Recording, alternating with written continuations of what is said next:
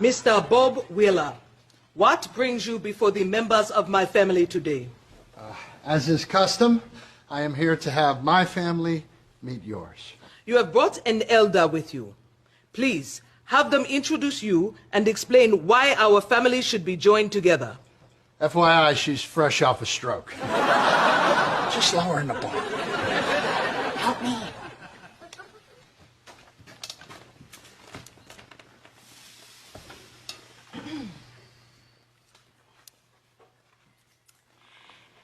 Ekasa, Mr. and Mrs. Odegbami, I am Dorothy Wheeler, and I am proud to say that I am Bob's mother. He is a kind and caring man, and he has always taken care of his family, and I know he'll move heaven and earth to take care of your daughter. Obafemi, Ebenolua, we are honored to be guests in your home. Eshe, Baumi.